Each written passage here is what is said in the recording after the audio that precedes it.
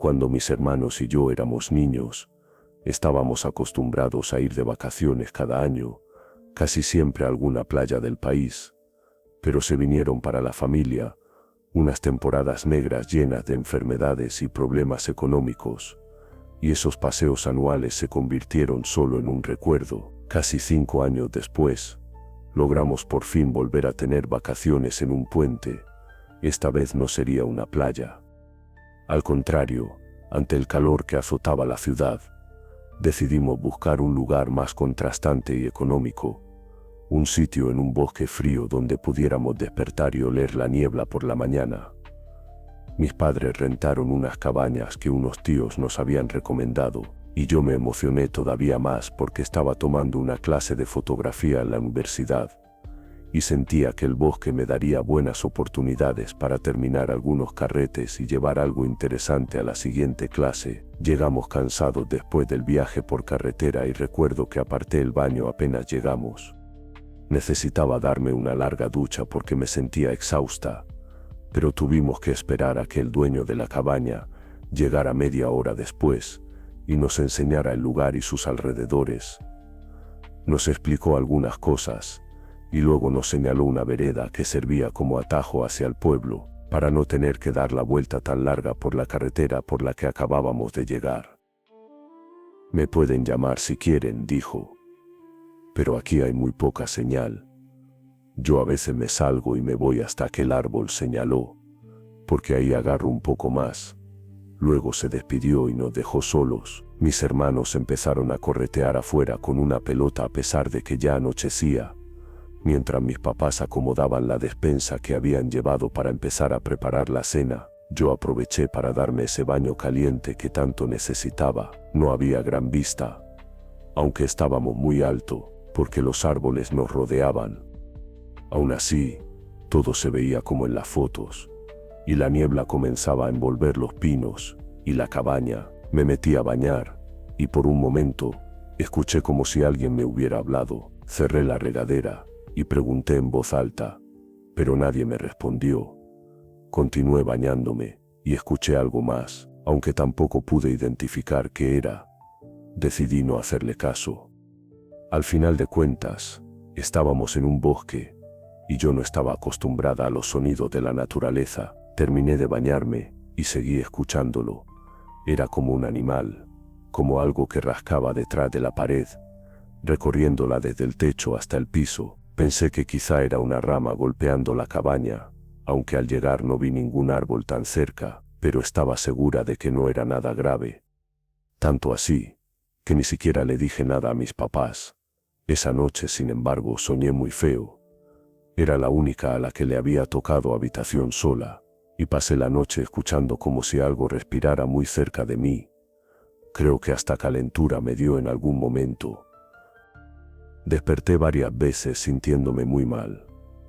En una de esas veces, vi la puerta abierta y a mi mamá, a medias sombras, observándome. Le pregunté qué pasaba y me dijo que solo quería revisar que todo estuviera bien. Entró a asomarse a mi ventana, me dio un beso de buenas noches y dijo, «Ahorita vengo, voy a quedarme contigo». Por la mañana, sintiéndome un poco mejor, me platicaron todo lo que había ocurrido la noche anterior. Mientras preparaban café, mis hermanos escucharon que alguien caminaba sobre la tarima de madera que rodeaba la cabaña. Uno de ellos, que se había quedado dormido en la sala, fue a despertar al otro.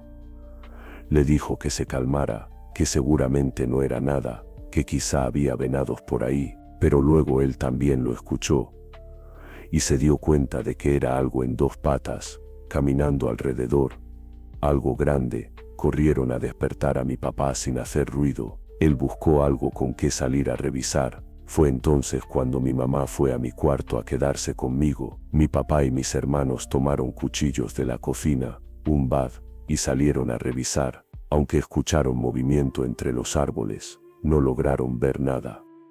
La oscuridad de esa noche, sin luna y rodeada de árboles altos, era total.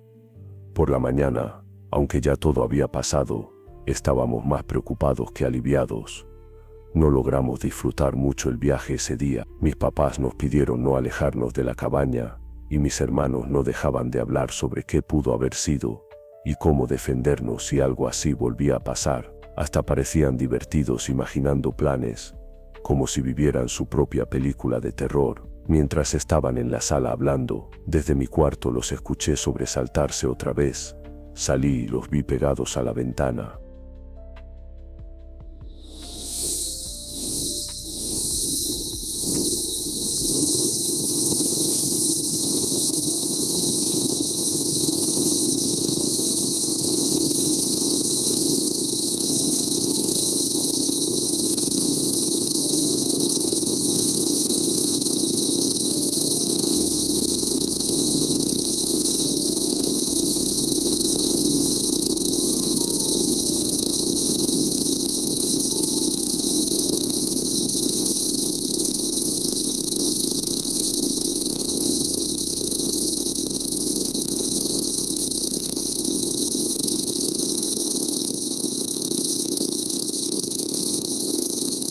Pero le pedimos que no saliera.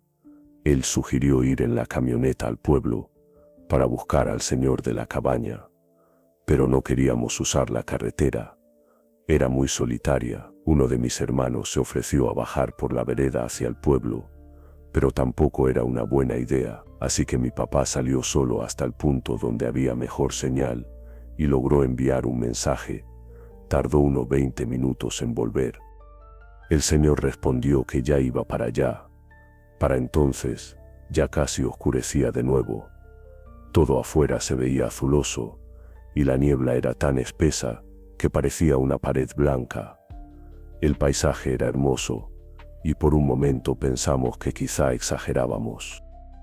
A lo mejor fue nuestra imaginación, dije. Quizá era solo alguien que pasó por la vereda y nos vio aquí todos asustados. Todos estuvieron de acuerdo, excepto mi mamá. Ella dijo, sí hay algo raro. Anoche, cuando fui a revisarte, vi claramente a alguien parado afuera de tu ventana. No te quise asustar, por eso me quedé contigo.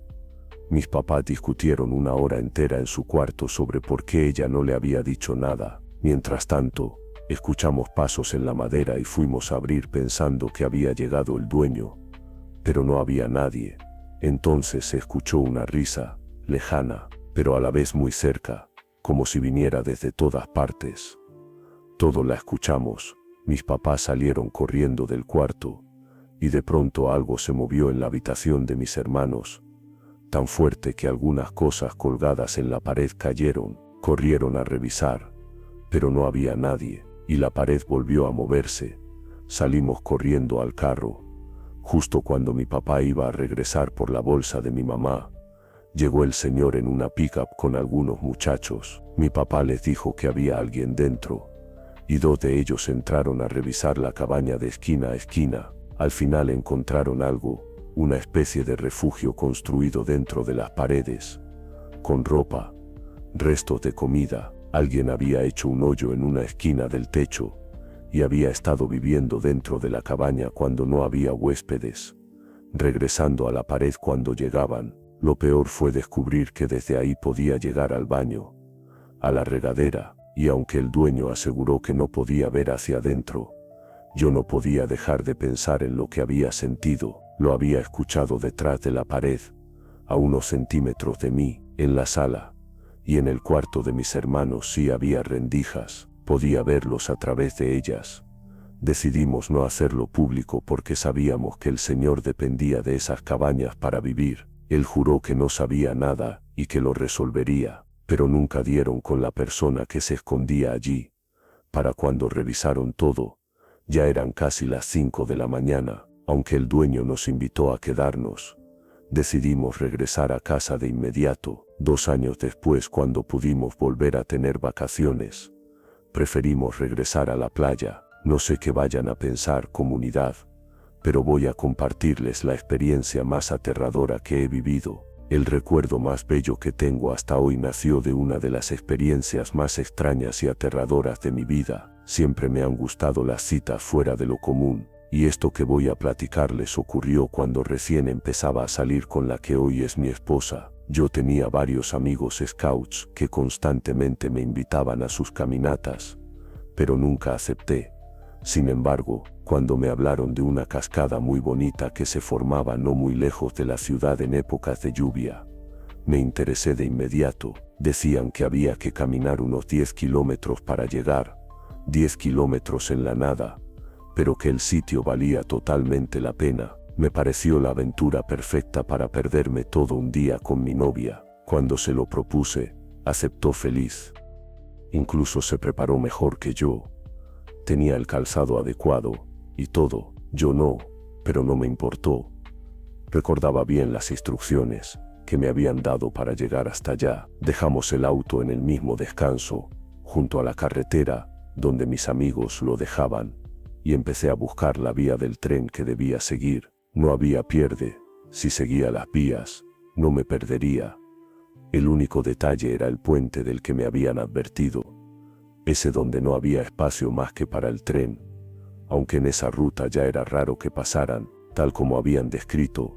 No muy lejos de la carretera se veía el túnel, un túnel largo oscuro, que atravesaba un cerro por casi 200 metros. Sí daba un poco de miedo, pero también era emocionante empezar así la caminata. Nunca habíamos hecho algo parecido. Atravesamos el túnel, caminamos unos 20 minutos, y pronto quedamos totalmente aislados. El sonido de la carretera desapareció, y con él cualquier señal de civilización. No recuerdo qué le iba platicando a mi novia, seguramente algo intentando impresionarla, cuando ella me pidió que me callara y mirara al frente. A lo lejos, a unos 400 metros, ya se veía el puente, pero antes de llegar a él, justo en la mitad del camino, distinguimos dos figuras negras agazapadas a ambos lados de la vía, una frente a la otra. No sabíamos qué eran, parecían animales, pero no les encontrábamos forma. Seguimos caminando unos pasos hacia ellos, hasta que de pronto vimos cómo se incorporaban. Eran dos personas, dos hombres vestidos completamente de negro, usando abrigos largos, al menos hasta las rodillas. No dijeron nada, solo voltearon hacia nosotros y empezaron a caminar. Mi novia me dijo que regresáramos. Yo le dije que no íbamos a cancelar todo por dos locos en las vías, pero insistió. Tenía un mal presentimiento. Mientras discutíamos, los dos sujetos ya estaban a unos 100 metros. Caminaban despacio, pero con decisión. Fue entonces cuando noté que uno de ellos llevaba algo largo y brillante en la mano. No había duda, era un machete. En ese instante decidí hacerle caso a mi novia. Empezamos a caminar de regreso, rápido, pero sin correr. Sentíamos que si corríamos, ellos también correrían, y yo no estaba seguro de poder mantener el paso hasta el auto. Yo no le decía nada a mi novia, pero volteaba a cada rato. No quería que nos tomaran por sorpresa. Mientras caminaba, encontré una rama delgada, pero lo suficientemente larga y resistente como para servir de defensa. La tomé sin detenerme. Le dije a mi novia que, pasara lo que pasara, si nos alcanzaban, ella corriera sin mirar atrás hasta llegar a la carretera. Los tipos ya estaban a unos 50 metros, cuando volví a mirar, y vi que uno de ellos se desviaba de las vías y desaparecía entre los arbustos del cerro. Del otro lado de la vía, a unos metros, había un arroyo y luego otro cerro. Estábamos en un cañón aislado. Nadie podría escucharnos si algo pasaba. Aceleramos el paso hasta casi trotar. A lo lejos vimos el cerro y la entrada del túnel. Si lográbamos llegar, estaríamos muy cerca del coche. Cuando ya estábamos a unos pasos, empezamos a correr de verdad. Escuché detrás de mí el sonido claro de pasos acelerados. El sujeto que seguía en la vía venía corriendo también, pero al llegar al túnel, se detuvo, no entró. Nos adentramos hasta la mitad, donde la oscuridad hacía difícil que pudiera vernos. Nos detuvimos para escuchar. Nada, parecía que nos habían dejado en paz. Mi novia, sin embargo, se detuvo de golpe. No quería avanzar, no quería salir del otro lado del túnel. Entró en pánico. Yo intenté tranquilizarla, pero ella insistía en regresar, en no seguir adelante. y aunque me moría de miedo de que los tipos nos estuvieran esperando, terminé aceptando. Regresamos con pasos lentos y tensos hacia el extremo por donde acabábamos de entrar. Cuando salimos, no había nadie. Revisamos entre los arbustos, nada. Le dije que nos fuéramos por el lado del arroyo, lejos de donde uno de ellos se había metido, y así lo hicimos. Cruzarlo y subir al cerro nos tomó casi 40 minutos. Después encontramos una vereda que nos llevó de regreso a la carretera. Habíamos rodeado tanto que terminamos lejos del camino donde estaba el coche, y tuvimos que caminar sobre el pavimento 1 kilómetro completo. Ni un solo automóvil pasó. Cuando por fin llegamos al auto, nos subimos corriendo, lo encendimos, y nos atacó una risa nerviosa, absurda. Era surreal lo que había pasado. Avanzamos un poco por la carretera, para llegar a la entrada del camino junto a las vías, solo para ver el túnel desde lejos, y ahí estaban, las dos figuras negras, una a cada lado de las vías. Nos estaban esperando. Todavía están ahí, dijo mi novia, temblando. Yo, quizá envalentonado por estar dentro del coche, empecé a tocar el claxon, no sé por qué, tal vez por demostrarme que ya no podían alcanzarnos, pero cuando nos vieron, se echaron a correr hacia nosotros. Corrían como desesperados, como si no fueran humanos. Apenas pude maniobrar para girar y volver a la carretera. Cuando arrancamos, ya estaban solo a unos pasos del auto, y se veían raros, demasiado blancos, demasiado huesudos, como si no fueran de ahí. Nos fuimos directo a casa de un amigo que vivía a media hora. Cuando llegamos, mi novia estaba pálida, mareada por el miedo. Les contamos lo que había pasado. Estaban sus papás también. Su mamá nos preparó un té para el susto, y su papá nos regañó por haber ido a esa zona. Dijo que siempre había sido un lugar muy peligroso. Al contar nuestra experiencia a otros conocidos, nos enteramos de que desde hacía años circulaban rumores sobre gente rara, incluso grupos satánicos, que se reunían en esa área, y como un flechazo, recordé los dibujos extraños dentro del túnel, los que pensé que eran simples grafitis. ¿Y el otro tipo?, preguntó mi novia de pronto. El que se escondió primero en los arbustos.